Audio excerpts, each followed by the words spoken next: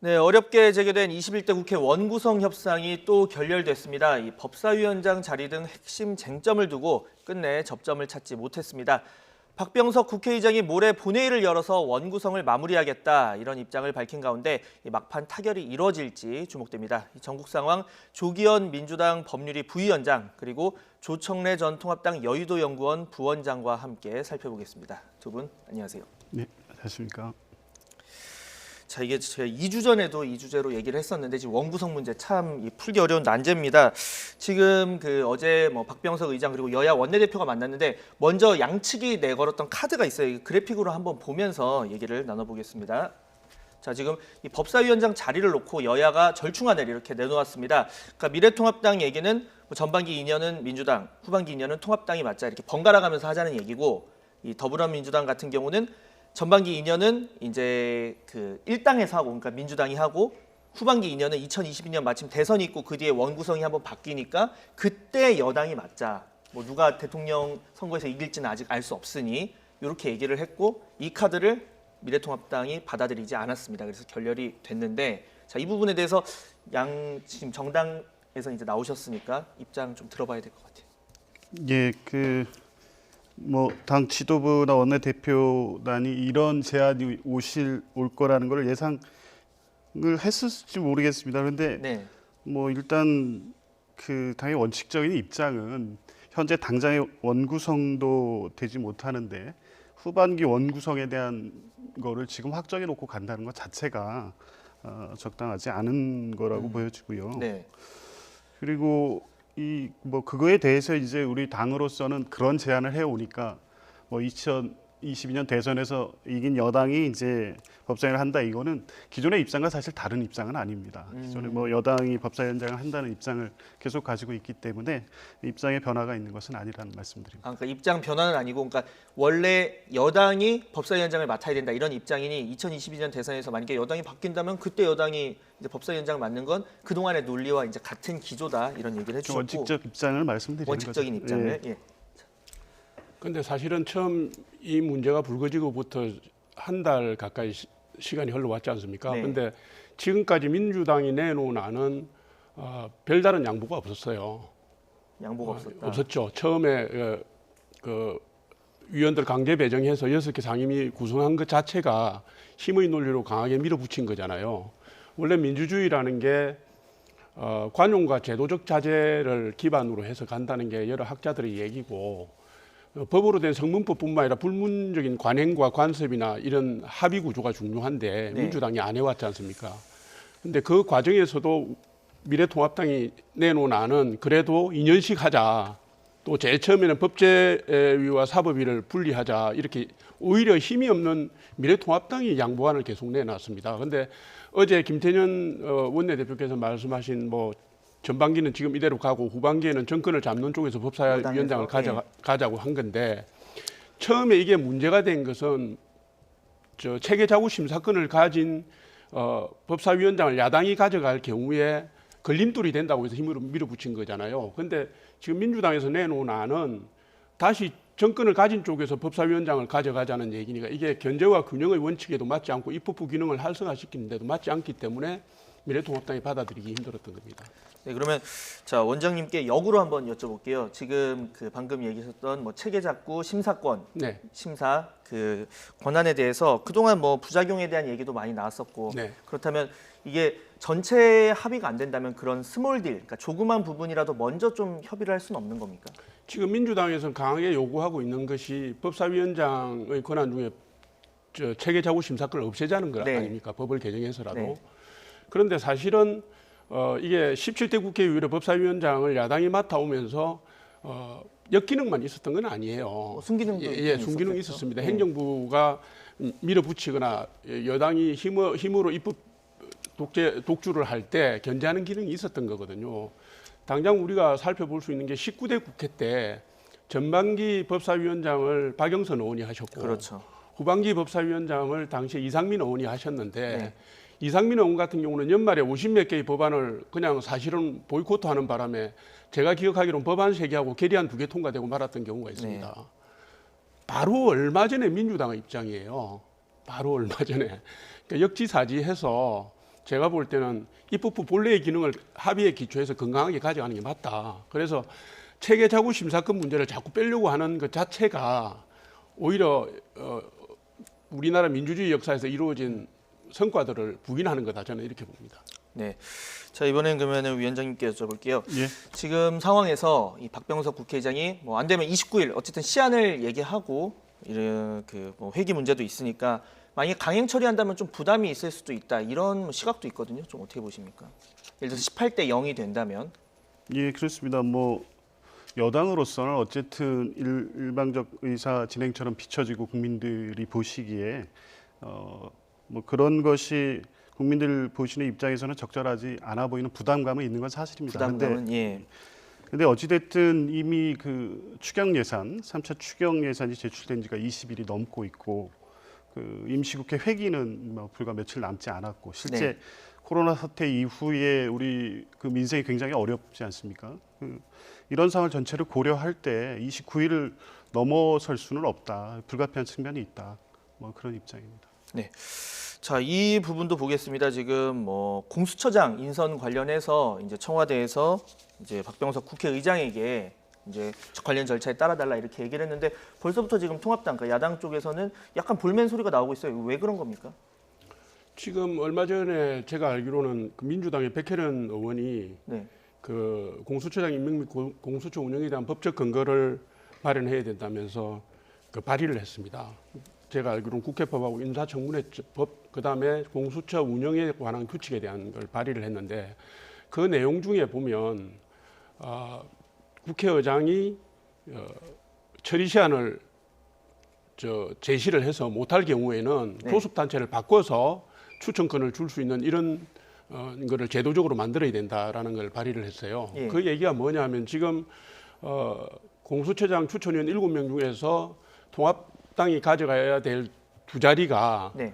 두 자리가 불편하다는 거거든요. 통합당이 반대하면 아무도 공수처장을 임명할 수가 없기 때문에 불편하다는 건데 그런 조짐들이 이미 나오기 때문에 그런 것이고요. 그다음에 공수처 작년에 이게 우리 사법의 관행을 바꾼 공수처법 처리 때부터 이거 무리하다, 옥상옥이다 이런 얘기가 있었지 않습니까? 네. 그리고 공공연하게 민주당 내부에서 1호가 윤석열이다, 뭐 한명수 건에 대해서 재심을 해야 된다 이런 우리나라의 사법 체계의 근간을 뒤흔드는 발언들이 계속되고 있기 때문에 사실 미래통합당은 이거를 편하게 보고 쉽게 갈 수는 없는 그런 상황입니다.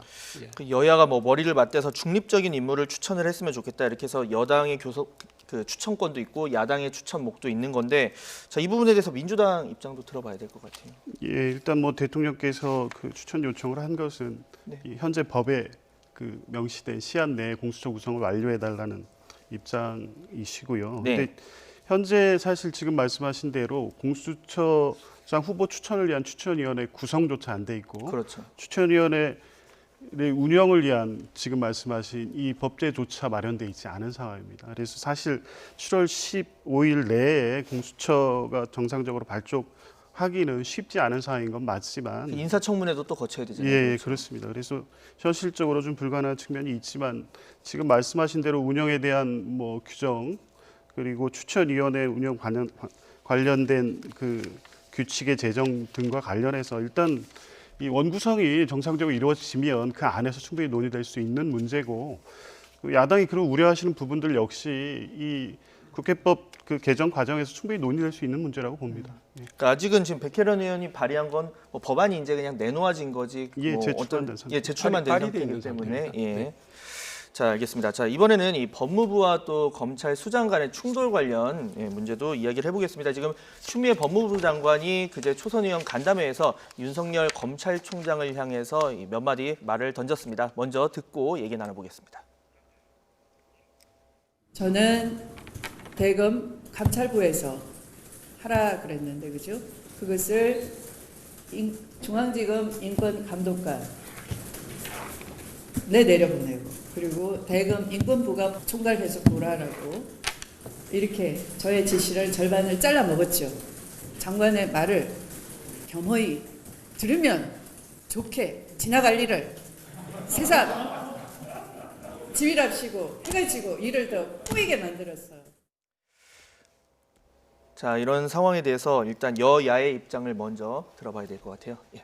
예, 그 뭐 초선 의원 간담회에서 이제 편한 자리니까 편한 자리니까. 예, 말씀을 하는 과정에서 이제 다소 표현을 문제 삼고 비판하는 분들이 계신데 사실 이제 이 문제의 본질은 뭐 이 그 표현의 문제가 이제 불거질 게 아니라 이때 장관이 이 자리에서 하신 말씀의 핵심적인 내용들이 문제입니다. 지금 당장 문제가 되고 있는 것이 이제 두 가지 사건이 있지 않겠습니까? 한명숙 전 총리 사건하고 소위 검언유착 네. 사건과 관련해서 이 그 법무부 감찰 규정이라든가 뭐 각 그 법무부 장관의 지휘권에 기해서 적법하게 그 장관이 요구하고 있는 사항을 실제 국민들 대다수가 우려하는 바와 같이 윤석열 총장이 자신의 뭐 측근이라고 알려져 있는 분을 보호하기 위해서 저런 조치를 취하고 있는 게 아니냐라는 시각이 있거든요. 뭐 이런 부분에 대해서 법무부 장관으로서는 최고 감독을 해야 되는 입장에서 당연히 할 수 있는 말이고 그 과정에서 나온 몇 가지 거친 뭐 표현이라는 이런 것이 뭐 쟁점이 되는 사항은 아니라고 생각합니다. 요약을 하면 적법하게 요구하는 사안에 대해서 제19 감싸기식의 대응을 하기 때문에 지적을 한 거고 뭐 표현에 대해서는 표현보다는 그 본질 담긴 것들을 봐달라 이런 얘기를 해주셨고요. 예, 그렇습니다. 근데 지금 우리나라 역대 법무부 장관과 검찰총장이 저렇게 직접적으로 충돌한 경우가 사실 없습니다. 없고 법무부 장관이 검찰청의 일에 대해서 사사건건 이래라 저래라 이렇게 한 적도 사실 없고요. 그런 과정 자체가 사실은 검찰의 독립성을 심하게 훼손하는 겁니다. 게다가 뭐 잘라 먹었다 시키는 대로 하면 될 건데 황운하가 검찰총장을 해도 검찰 개혁을 해도 된다 뭐 이런 발언들은 사실은 엄청나게 국민들을 당혹스럽게 하는 발언이거든요. 물론 그런 말씀을 하신 배경에는 정치적 이해관계나 혹은 뭐 지금 문재인 정부의 핵심 지지층의 의사를 대변하는 부분이 그런 고충이 있으신지는 몰라도 장관으로서 품격의 문제가 있고 장관이 만약에 검찰청에 대해서 의사를 표현하려면 수사지휘권을 발동하든지 개통을 밟아서 하시면 됩니다. 그런데 지금은 사실은 대국민을 상대로 해서 메시지를 보내고 정치를 하시는 거거든요. 제가 볼 때는 법무부 장관으로서 그런 행보는 사실은 문재인 대통령께 도움이 되기보다는 부담이 될 수도 있다. 국민의 시각에서 볼 때 이렇게 봅니다. 네. 예, 뭐 지금 말씀하신 것 중에 이제 법에 따른 그 절차가 있음에도 불구하고 대국민 뭐 여론의 방식으로 이 문제를 제기한다는 말씀을 주셨는데 이미 근데 지금 이 두 사건과 관련해서는 이 법에 있는 절차대로 감찰 지시를 한다거나 지휘권을 행사한 거 아니겠습니까? 이제 그 과정이 그 적법한 절차에서 진행되는 과정을 윤석열 총장이 이 부분을 그에 따라서 집행하지 않는 부분에 대해서 당연히 문제 제기할 수 있는 것이고 또 한 가지 말씀하신 게 이제 과거 검찰총장과 법무부 장관이 이렇게 대립하고 갈등한 적이 있었느냐 이런 말씀을 하시는데 맞습니다. 근데 실제 이렇게 검찰총장이 직접적으로 이 법무부 장관 이 적법한 감찰권 행사에 대한 지시라든가 이런 부분에 대해서 이 그 회피하고 다른 방식의 어떤 그 절차를 진행함으로써 검찰에 대한 그 신뢰성이라든가 중립성을 훼손하는 행위를 한 적도 없었습니다. 이런 부분을 같이 봐야 될 것 같습니다. 이 부분에 대해서 좀 얘기를 여쭤봐야 될 것 같아요. 그런데 사실은 우리나라의 검찰의 역사를 보면요. 검찰 개혁의 핵심이 검찰의 독립성을 강화하는 게 핵심이었습니다. 지금 문재인 정부 들어서고 난 뒤에 민주당 내의 여러 의원들이나 지지층에서 검찰개혁, 사법개혁 얘기를 많이 하시는데 네. 사실은 진행되는 요지를 보면 검찰의 독립성을 오히려 훼손하는 방향으로 가고 있고요. 제가 기억하기로는 검찰총장의 임기를 2년으로 만든 그거 자체가 검찰개혁의 일환이었습니다. 그런데 물러나라, 나 같으면 물러나겠다 이러면서 흔들고 있잖아요. 그다음에 조금 전에 우리 조 변호사님께서, 부위원장님께서 말씀하셨지만 수사지휘권으로 감찰 지시한 건 적법하다고 그러셨는데 법조계에서는 지금 대통령령을 보면 수사 중인 사안에 대해서는 법무부 장관이 지휘 개입하는 게 부적절하게 걸로 해서는 안 되는 걸로 되어 있기 때문에 오히려 지금 추미애 장관의 그 수사지휘권이 상위 법령인 대통령령을 어긴 거다, 적절하지 않다 이런 의견들도 법조계에서 나오고 있지 않습니까? 이게 전체적으로 같이 봐야 될 것 같아요. 방금 말씀하셨지만 뭐 검찰의 독립성을 훼손시킨다. 다만 또 뭐 검찰의 권한이 지나치게 비대하니까 나누어야 한다. 뭐 이런 입장이 있는 것도 맞고 지금 어떻게 보면 이런 사안을 보는 시각이 다양하다 보니까 근데 일부에서는 이제 뭐 추미애 장관이 그 의원들이랑 이제 법사위 내에서 요즘 야당 의원들이 이제 그 등원을 안 하다 보니까 법사위에서 약간의 뭐 설전 아닌 설전이 있었지 않습니까? 예, 그 예. 이후에 좀 발언이 강해졌다. 뭐 이런 시각이 나오는 것도 있거든요. 예. 아니 뭐 그렇지는 않고요. 원래 그렇지 않다. 뭐 예. 추미애 장관께서 검찰 개혁에 대해서 원칙과 소신이 분명한 분이시고 그날 그 회의에서 여당 의원 몇 분이 이제 말씀하신 부분이 뭐 설전처럼 비춰지긴 했습니다만 그 전후에 추미애 장관의 입장이 달라진 것이라고 볼 수는 없고요. 네. 뭐 장관 본인의 소신과 원칙에 따른 일관된 입장을 견지하고 있다 이렇게 생각합니다. 네. 자, 뭐 이 부분에 대해서는 앞으로도 좀 뭐 대검찰청 지금 반응이 나오지 않았으니까 좀 더 상황을 이제 봐야 될 것 같다는 생각이 들고요. 자, 다음 주제로 좀 넘어가 보겠습니다. 지금 인천국제공항 이 비정규직 직원, 보안 검색 비정규직 직원들의 이 정규직 전환 문제를 놓고 정치권까지 지금 번진 상황입니다. 이 통합당이 총 공세를 펼치고 있는데 먼저 이 관련해서는 통합당 입장부터 먼저 한번 들어볼게요. 네, 원장님. 문제의 본질이 네. 이 문제의 본질은 비정규직의 정규직화에 대해서 시비를 걸거나 태클을 거는 문제가 아니고요. 불공정의 문제입니다. 우리나라의 지금 청년 실업률이 25%가 넘었어요. 예. 불공정의 문제이고 그리고 그 불공정의 핵심에는 이른바 요즘 젊은 사람들이 얘기하는 대통령 차관서라는 게 자리 잡고 있습니다. 대통령께서 17년 5월 12일 날 인천공항공사 방문하셔가지고 비정규직의 정규직 전환을 말씀하신 이후에 그게 딱 기점이 돼서 그 이후에 들어온 사람은 공개 채용 경쟁을 해서 하고 그 이전에 있는 사람들은 그냥 자동적으로 정규직으로 갱신하게 돼 있잖아요. 근데 그거 자체도 사실은 공공기관의 비정규직을 정규직으로 하는 그 지침이 내려간 시점이 언제냐면 2017년 7월 20일입니다. 그래서 네. 전국의 다른 공기업들은 비정규직의 정규직 전환을 하는 기점을 7월 20일로 잡고 있는데 인천공항공사만 대통령 다녀가신 날로 잡은 거거든요. 그리고 청와대 일자리 수석께서 뭐 보안 요원이기 때문에 뭐 정규직들 뭐 공채하는 거하고 아무 상관없다 이런 말씀하셨는데 실제로 공기업은 그렇지는 않습니다. 공기업에는 인원 규정이 있고요. 어디를 하든지 저도 공기업 이사장을 해봤습니다만은 그 다음에 거기에 들어가는 그 임금비 규모 이런 게 있기 때문에 그 비정규직을 정규직으로 하고 나면 당장 그 뒤에 공개 채용의 인원이 확 줄어듭니다. 그래서 우리 젊은이들이 지금 억울하게 생각하고 열심히 공부해서 자기의 기회를 박탈당했다고 생각하는 부분들은 제가 볼 때는 일정하게 옳은 얘기고요. 민주당이 그 부분에 대한 공감 능력들을 좀 요즘에 많이 보여주고 있지 못한 것 같아요. 예. 프레임 싸움으로 이게 뭐 자꾸 끌고 가려는 듯한 느낌이 들어서 안타깝게 생각합니다. 방금 얘기하신 거에서 두 가지를 그럼 한번 여쭤보겠습니다. 그러니까 첫 번째는 일자리가 더 줄어들 것이다. 그러니까 이번 정규직 전환으로 일자리가 줄어들 것이다. 이 부분에 대해서 한번 여쭤봐야 될 것 같고 맞는지 아닌지. 그리고 두 번째는 이 시점의 문제. 뭐 아까 얘기하신 것처럼 다녀간 뒤에 근데 실제로 그러니까 적용되는 시점이 그냥 대통령 방문에 맞춰서 그런 건지 이거 두 가지 좀 중점적으로 좀 답변을 해주시면 될 것 같습니다.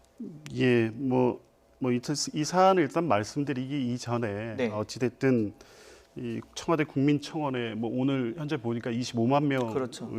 넘어서고 있더라고요. 이게 어찌됐든 이 내용의 사실관계가 일부 왜곡되거나 잘못 알려진 부분 문제를 차치하고라도 네. 적어도 우리 사회 이만한 많은 분들이 이 문제에 또 분노하고 가슴 아파하고 하는 현실에 대해서는 충분히 공감하고 이 문제 해결을 위한 노력도 같이 돼야 된다고 생각합니다. 네. 근데 이제 지금 말씀하신 것 중에 이제 첫 번째 이 사항이 이제 최초의 그 오픈 채팅방 이 문제로 이제 증폭되고 또 그 이후에 이제 야당 의원님들이나 일부 언론에서도 이제 그 비슷한 취지의 발언들이 되면서 자꾸 과장되고 그래서 더 이제 여러 가지 사회적 운동으로까지 확산되고 있는데요. 그 핵심이 이제 지금 말씀하신 일자리가 줄어든다 이런 부분입니다. 근데 이제 이 일자리가 두 가지로 나눠서 봐야 되겠죠. 첫 번째는 지금 이게 원래 일반직과 네. 이 보안 요원으로 해서 이제 정규직이 되는 부분의 일자리 이 두 개를 같이 이제 묶어서 보면서 이 정규직이 확대되면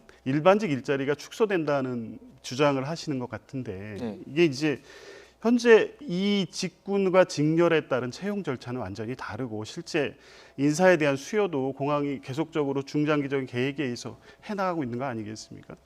이 비정규직의 정규직화로 인해서 일반직 일자리가 줄어든다는 주장은 사실은 이 사안에 대한 어떤 사회적 갈등을 부추기는 쪽으로는 뭐 어떤 정치적인 효과는 있을지 모르겠지만 사실관계와는 다르다는 점을 분명히 밝혀드리고 싶고요. 그리고 뭐 이제 이 싸움 아까 이제 말고 뒤를 잡고 이런 거는 아닙니다만 이제 여당이나 정부가 프레임 싸움으로 이제 갖고 가려고 한다는 이제 지적을 하셨는데 이제 뭐 그래서 이제 대통령 찬스라는 말씀도 하시고 했는데 이 다녀간 날 기점으로 해서 이제 채용의 과정이 달라지고 뭐 하시는데 사실관계에서 확인할 부분은 첫 번째 이게 이제 그 2017년 5월 전후로 해서 네. 뭐 채용 방식이 다른 건 맞습니다. 그런데 5월 이후에 채용이 된 분들에 대해서는 이 그 직무 적합에 대한 그 시험도 치르고 채용 절차를 거치게 되어 있습니다. 그래서 이 전환 대상자 중에는 정규직 채용이 안 되실 수 있는 분들이 있어서 오히려 그 부분에 대한 문제 제기도 하고 있으시거든요. 그렇죠. 그래서 자동적 갱신이 된다거나 아무런 절차 없이 바로 정규직화된다는 주장은 사실이 아니고요. 대통령 다녀가신 날에서 마치 대통령의 공약한 사항을 뭐 이벤트적으로 성과를 과시하기 위해서 지금 이 그 정규직화 방안이 발표된 것처럼 알려져 있고 또 그렇게 말씀하시는데 이미 2017년 5월 26일 이후에 그 공공부문 비정규직화 방침을 발표한 이후에 그때부터 인천공항공사와 각 노조와의 협의가 계속 진행되고 있었습니다. 그리고 실제 그 국민의 생명과 안전과 직결된 부분에 대해서는 직고용 형태로 정규직화하겠다는 방침을 가지고 계속적으로 협상을 진행해 왔고요. 네. 그래서 올해 2월에 이제 그런 부분에 대해서 노조와도 어느 정도 협의가 있었는데 물론 일반직 노조에서는 이게 이제 직고용 부분 직고용을 통해 정규직화되면 이제 노조가 규모가 이제 일노조 지위나 이런 문제 1,500명인데 1,900명이 새로 들어오니까 아마 직고용에 대해서 이제 반대하는 입장을 갖고 있다가 이제 6월 22일 날 이제 발표가 되면서 그 부분에 대해서 이제 반대 입장을 계속 밝히고 있는데요. 네. 이 그렇게 진행돼 와서 6월 22일 날 이 방침이 발표된 거고 그거는 이 특히 이 보안 직원들과 용역 회사의 계약이 6월 말로 만료가 됩니다. 그래서 지금 취할 수밖에 없는 시점이었던 거지. 그게 대통령이 다녀간 시점에 맞춰서 정규직화를 발표하고 진행한 것은 아니다. 이런 말씀입니다. 조금 더 말씀드려도 됩니까? 네네. 예. 지금 우리나라의 한국공항공사에서 관리하는 공항이 14개입니다. 14개. 예. 그 14개에 있는 보안 검색원들은 다 자회사의 정규직으로 돌렸고요. 직책도 특수경비원이라는 명칭으로 바꿨습니다. 그런데 인천공항공사만 대통령 다녀가시고 난 뒤에 인천공항공사 전체 정규직 지원이 1,400명인데 보안 검색위원만 이번에 1,902명인가가 그중에 물론 40%는 아닙니다만은 네. 대상이 된 거고 그것도 특수경비원이라는 한국공항공사의 보안 검색위원하고 다른 형태의 청원경찰 형태로 바꿨습니다. 그래서 제가 아까 프레임 얘기를 한 이유는 문재인 정부가 출범한 이후에 지금까지 지속적으로 비정규직의 정규직화를 처음에 공약이기도 하셨고 해왔는데 제가 살펴보니까 올해까지 된 게 91,303명이더라고요. 비정규직에서 정규직으로 바뀐 게 지금까지 된 게. 그리고 정부가 올해 말까지 하려고 하는 게 853개 기간에 20만 5천 명을 비정규직으로 정규직으로 바꾸겠다라고 하는 거니까 이 정치적 의도에 대해서 생각을 안 해볼 수가 없습니다. 그리고 1,400명이 정규직 직원인 회사에 1,900명이 들어가는데 그게 아무런 영향을 안 미친다는 게 말이 안 되지 않습니까? 당장 비정규직이 한 회사, 한 공공기관의 인원이 700명인데 그중에 비정규직이 100명이 들어와서 800명이 됐는데 그 다음 해에 신규 채용의 효과가 감소되는 건 당연한 얘기거든요. 그래서 이 부분들은 이리 보든 저리 보든 인천공항공사는 다른 공공기관하고는 전혀 다른 형태의 걸로 이루어졌고 또 그 과정도 아까 말씀하신 것처럼 노사 간의 협의를 거쳐서 하신 것처럼 말씀하셨지만 제가 어디서 언론에 보니까 인천공항공사 구본환 사장이 나는 정부에서 시킨 것을 했을 뿐이다라고 얘기를 했던데 그게 사실인지 모르겠습니다만은 그거는 사실 확인이 필요한 예. 얘기니까 근데 그런 언론에서 본 겁니다. 보도를 봤다는 예, 얘기죠. 보도를 봤습니다. 예. 이제 그거는 뭐냐면 정부의 정규직 전환 대책을 그냥 오다를 내려서 인천공항공사가 실행할 수밖에 없었다는 것을 간접적으로 반증하는 거거든요. 그래서 문제 제기를 하는 것입니다. 예, 그 부분에 대해서 한 가지만 간단하게 말씀드리면 이게 이제 대통령과 이 비정규직 인천공항공사의 정규직화 이에 대한 어떤 사회적 우리 청년 그 취준생들의 뭐 문제 제기 이런 문제를 이제 자꾸 이제 연결시켜서 말씀을 하시는데 이 인천공항공사 이 정규직화 발표 직전의 상황을 한번 되짚어 봐야 될 필요가 있습니다. 2016년에 그 보안 감찰 그 검색대를 통과해서 뭐 인천 공항이 뚫렸다, 보안 검색에 대한 심각한 문제 제기들이 굉장히 많이 몇 번 됐었거든요. 있었죠. 예. 이제 그때부터 이제 그 인천국제공항은 뭐 지금 다른 여러 지역의 공항들도 있습니다만 관문 공항 아니겠습니까? 그리고 실제 세계 경영평가에서도 가장 우수한 공항으로도 계속 평가받고 있는데 이 보안 문제가 왜 발생했는지에 대해서 여러 가지 문제 제기가 있었는데 그때 가장 중요하게 제기됐던 것이 이 다수를 점하고 있는 그 생명과 안전에 직결되어 있는 검색 요원들의 상시적인 고용 불안정성, 장기 노동, 저임금 뭐 이런 부분들이 근로 의욕을 저하시키고 근로 조건이 좋지 않음으로써 발생되는 것이 가장 중요한 문제가 아니냐는 문제 제기가 있었습니다. 그래서 인천공항이 갖고 있는 국제공항으로서의 지위 그리고 특별히 그 국민의 생명과 안전에 직결에 대한 문제를 인천국제공항은 다른 공항과 구별해서 볼 필요가 있다는 점까지를 같이 봐야 된다고 생각합니다. 사실 이 한 문제 안에서도 다양한 이제 가치들이 상충하고 있습니다. 사실 뭐 고용 유연성을 빌미로 해서 뭐 비정규직을 확충하고 같은 일을 시키는데 뭐 처음에 뽑을 때 이제 다르게 뽑아서 뭐 이런 경우 등등 어디까지가 같은 업무인지 뭐 워낙 다양한 얘기들이 많은데 아마 앞으로도 당분간 이 얘기가 나올 것 같습니다. 좀 다양한 상황을 좀 더 지켜보도록 하고요. 오늘 두 분 말씀은 여기까지 듣겠습니다. 지금까지 조기현 민주당 법률위 부위원장 그리고 조청래 전 통합당 여의도 연구원 부원장과 함께 자세한 전국 상황 살펴봤습니다. 두 분 오늘 말씀 감사합니다. 감사합니다.